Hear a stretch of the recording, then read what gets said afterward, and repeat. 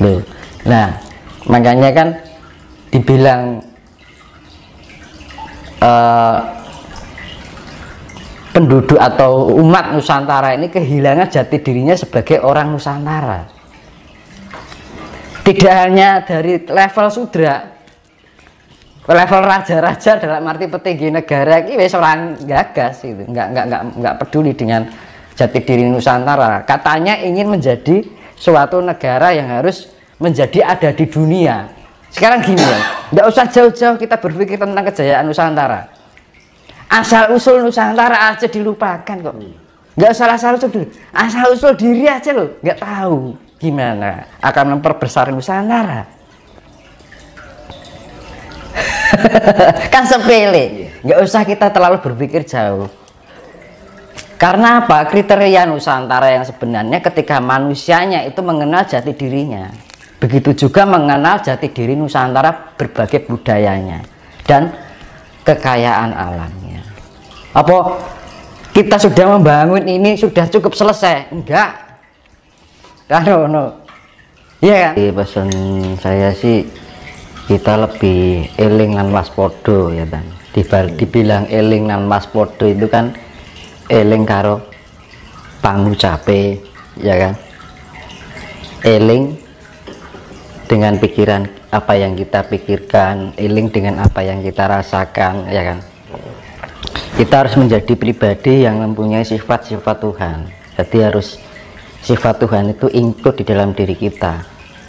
Jadi segala kehidupan sehari-hari, dari perilaku kita, pola pikir kita, pola rasa kita, pola ucapan kita harus diarahkan pada hal yang sifatnya kasih kan gitu. Karena ini yang dibilang masa penyaringan, biar kita nanti terselamatkan dari yang namanya bencana besar. Bencana besar pasti akan terjadi gitu. Nah, untuk jadi jangan sampai kita posisinya itu tidak siap kan gitu loh.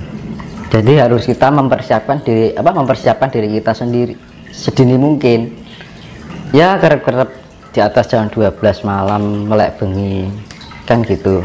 Kalau kita ya saya bilang tadi hening ya kan, diam merenung kemudian hening. Nah, merenung itu apa? Diam itu kan di dalam sebuah ketenangan, di dalam keheningan gitu kan. Terus henung, kita merenungi, sering-sering kita komunikasi dengan diri kita sendiri. Nanti kalau kita sering-sering komunikasi dengan diri kita sendiri, membuat kita itu semakin mengerti. Ya, mengerti dengan kondisi kita, mengerti dengan perasaan kita, mengerti dengan apa yang kita berikan, mengerti perilaku kita. Ya kan? Akhirnya apa? Di dalam sifat mengerti itu akan menuntun diri kita di dalam kehidupan sehari-hari, biar kita menjadi lebih layak untuk dipantaskan di peradaban besok nanti. Karena peradaban besok itu ya namanya zaman kesucian, zaman kedamaian dan gitu. Suci kan dalam arti harus mempunyai sifat kasih mau. Kalau kita mau yang namanya kita olah spiritual, mau ajaran ini ajaran itu, kalau kita nggak bisa menerapkan kasih ya percuma. Karena Tuhan yaitu tadi kekuatan power dari alam semesta, bahkan dunia global semesta ini dari makro sampai mikro, itu kuncinya adalah kasih gitu. Karena apa ya, itu tadi kembali kita harus mempunyai sifat pemelihara ya. Apa yang kita pelihara pikiran kita dengan baik, pelihara rasa kita dengan baik, pelihara perilaku kita. Kalau kita sudah memelihara itu, kita sama aja memelihara diri kita.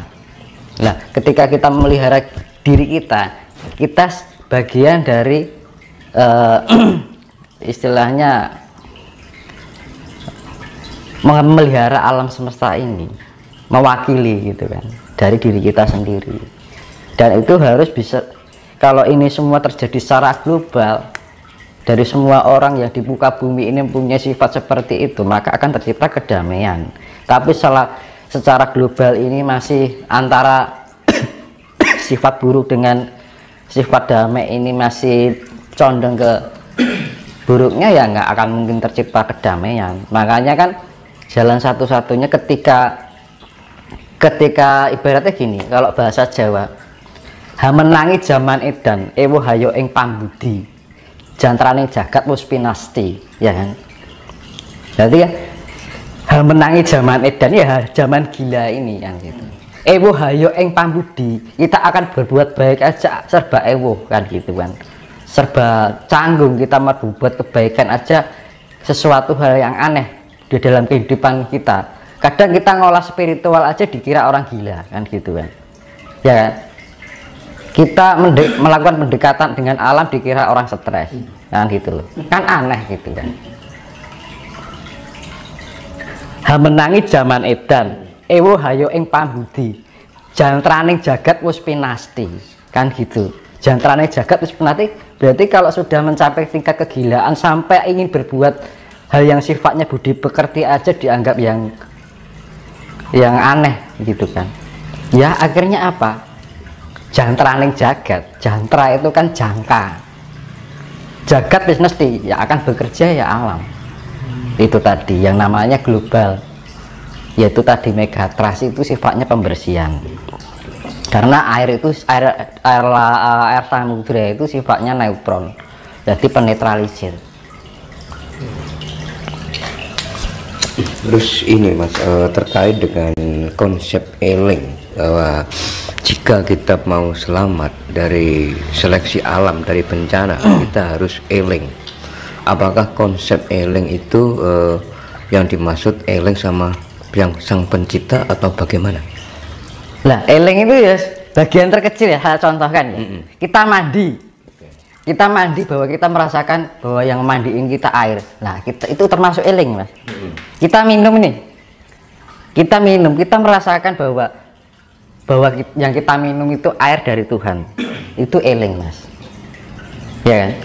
Kita mau berbicara ini, kira-kira omongan saya itu menyakitkan buat orang lain ya, itu eling, ya kan. Perilaku kita kira-kira menyakiti, merugikan orang lain atau enggak, itu termasuk eling. Nah eling itu ya eling karo pikirane, rasanya, ucapannya, perilaku kita, ya kan. Kalau kita sudah eling dengan itu, maka itu bagian dari eling dengan Gusti ini. Apa sekarang gini, hal yang sepele yang seringkali kita lakukan sehari-hari, mandi, ya kan.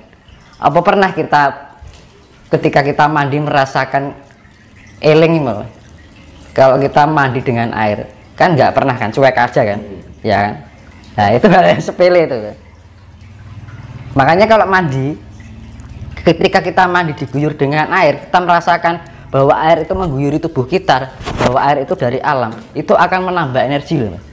Karena ada sinergi antara alam dengan mindset kita ini, cipta rasa karsa ini. Dan itu akan membangkitkan energi di dalam diri kita. Sepele kan? Mandi itu juga disadari loh.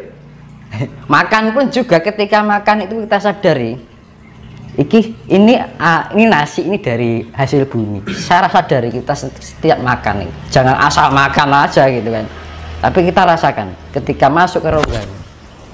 Nah ini akan sinergi nanti dari kekuatan bumi yang masuk ke tubuh kita, itu akan membangkitkan energi. Sebenarnya gitu, kalau kita ya dari namanya eling itu kan menyadari ya. Rasa rumongso itu eling. Dan waspada juga lagi, waspada dengan ucapan kita. Ya sama aja sebenarnya.